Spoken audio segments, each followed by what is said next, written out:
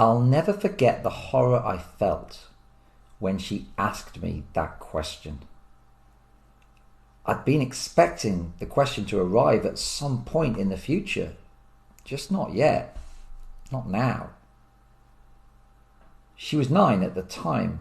We were away at my sister's house and she'd been reading before bed and I'd gone to say goodnight. And then we started having a heart-to-heart dad-daughter conversation. I suspected that life was tough for her living with her mum. I mean, my ex-wife is not an easy person to live with and in all probability has some kind of personality disorder.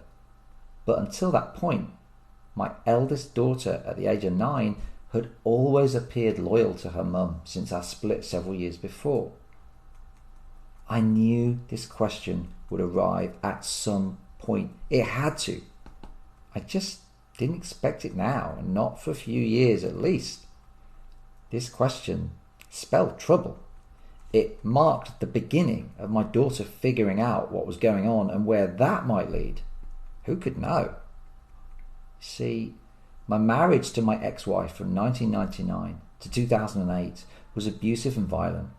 I'd lived in fear of her during the relationship, and when the relationship broke up, the fear didn't go away, it just evolved. And as the non-resident parent, I was painfully aware that I was in a deeply vulnerable position, and I was painfully aware that my daughters too were in a vulnerable position because as their primary carer, she was in charge, meaning we all suffered from her impulsive and erratic behaviour. I hated being messed about by her. I hated her using my relationship and contact with my daughters to manipulate me, to manipulate them. I hated knowing that she was slating me week after week. Daddy doesn't give us enough maintenance, so we can't afford this. Daddy left us. Daddy probably won't be able to make your parents' evening because he's too busy in Birmingham. Slating me 12 days out of every 14 days of their lives. I hated being pushed one way and pulled the other and having no say on contact at key times like their birthdays or Christmas. But as the non-resident parent, I put up with it and I simply followed the program of appeasement I'd always followed with her. I figured that the less I antagonise her, the less likely it was that she'd completely block my contact with my daughters and the easier it would be for my daughters when they were in her care. But this question, asked by my eldest daughter at 9, this question caused problems for my program of appeasement. The question, you're probably wondering what it is. Just 6 words. 6 unforgettable words. Daddy, why does Mummy always lie? Daddy, why does Mummy always lie? How do I answer that question with honesty and integrity and without being in any way negative about my daughter's mum? I could dodge the question, but kids may put up with politician-style answers when they're younger, but as they get older and want to make sense of their lives, of their reality, that politician style of answering doesn't cut it anymore. I could say, well, Mummy loves you very much, darling, but that's what's important. But Daddy, why does Mummy always lie? Or I could say, Mummy doesn't lie. I've never noticed. But then I'd be lying. What I did say was, well, everyone exaggerates from time to time, and that's a form of lying, so I guess we're all a bit guilty of it, including Daddy, I suppose. Which was my clumsy and unskillful answer from a dad who should probably have read more parenting books on how to parent after divorce. It was an answer which, when put to the courts years later, provoked a chorus of disapproval, although neither the judge or CAFCAS officer in question could offer any better alternatives. Replying to my clumsy attempt to dodge the question, my daughter said, but Daddy, Mummy makes things up. It's different. Why does she do it? So should I have been so unsettled by this question? The problem is when you realise that someone very close to you is a compulsive liar, that relationship will never be the same again. This question spelled trouble for what was already a fragile situation. How do you co-parent effectively with an abusive person with a likely personality disorder, a compulsive liar who actively wishes harm on you? How do you co-parent effectively with the person who abused you and who is now trying to manipulate your children into thinking you're a bad person? How do you cooperate harmoniously with someone who will use your relationship with your kids as a weapon to control you? These are some of the questions and dilemmas faced by abused men whose abusers are also the mothers of their children. These are some of the questions and dilemmas which push abused men to the absolute brink of what they can cope with. In this talk, I'm going to share my experiences of parenting with my abuser, both within the abusive relationship and after the abuse. I'm going to focus on parental alienation because it's been a massive part of my experience of parenting with my abuser, and because it's a hotly contested, hotly disputed, and hugely sensitive and misunderstood topic with profound implications. In sharing my story, I'm going to make 3 key points about my experience of domestic abuse and parental alienation. I don't speak as an academic or trained psychologist. I'm just a dad who survived domestic abuse, who experienced parental alienation for himself as non-resident parent before heading to the courts where I secured custody of my daughters, before being hauled back to the family courts years later, now accused of parental alienation because my youngest daughter had started refusing contact with her mum at the age of 12 because she was finding contact too stressful. Parental alienation is a hugely divisive subject because on the one hand, you have children controlled by abusive parents who deprive them of the love of the other parent, which is parental alienation and is utterly rotten. And on the other hand, you also have children being pushed into contact with abusive parents by professionals within the family courts who are super aware of parental alienation and are actively looking out for it and take a no-nonsense, black and white approach to preventing it, which is also abusive and utterly rotten.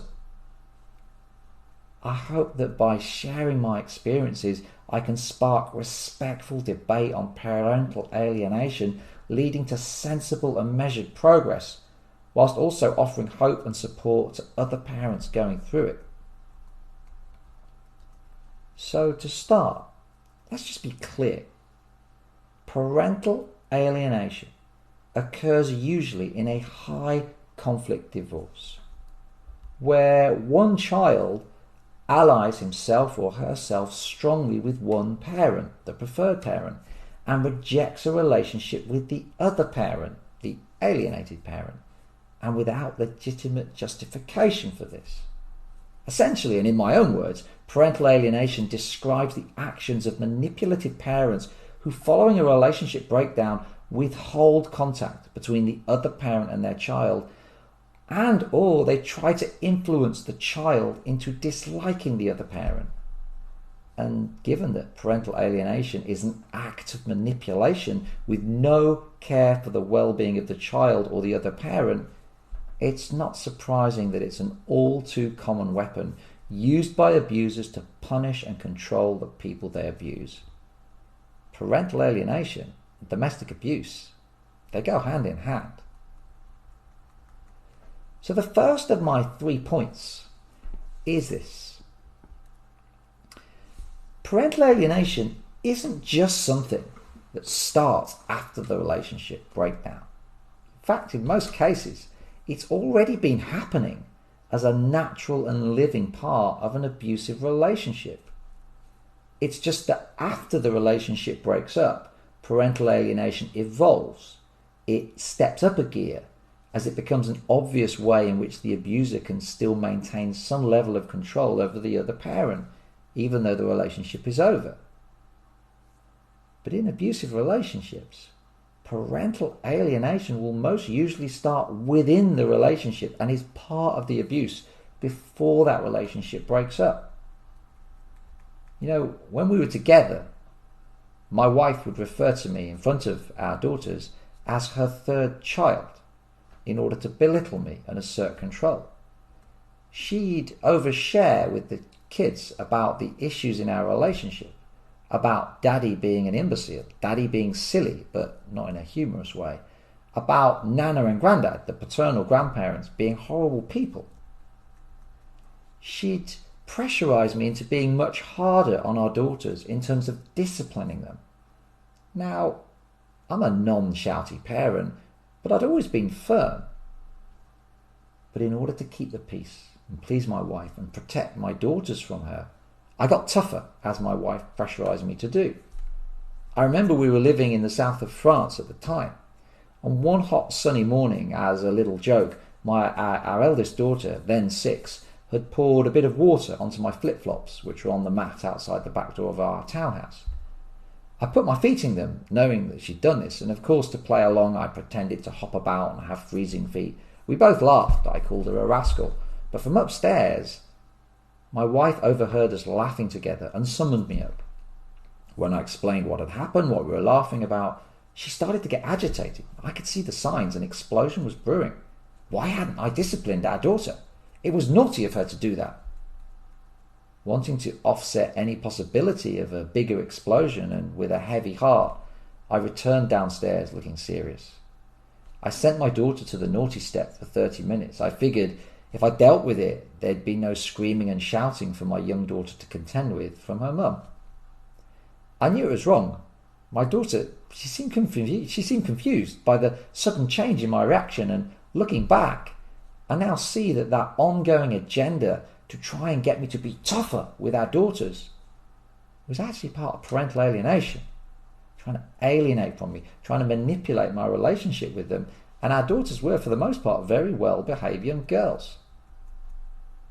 Let's be very clear.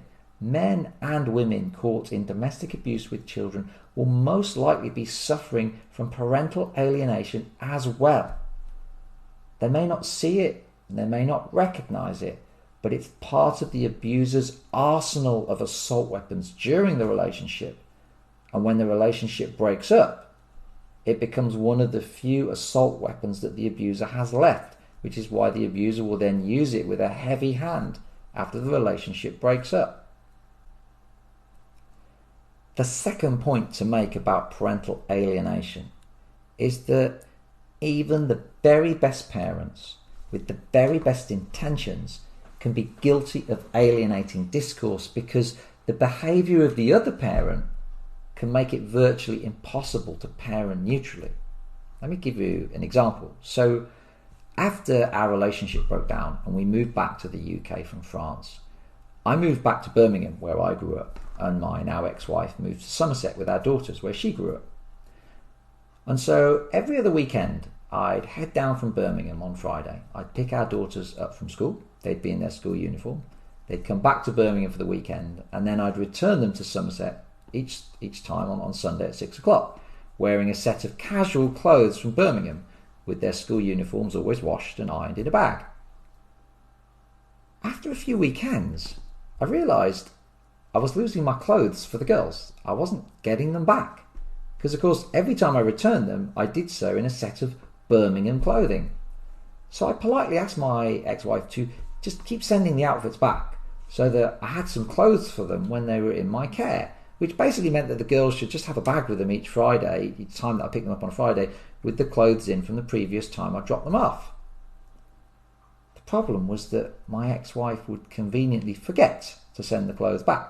Like every time she'd forget. Occasionally some bits and pieces did come back, but they weren't the nice Birmingham clothes in good condition. They were socks with holes in them. They weren't age-appropriate clothing.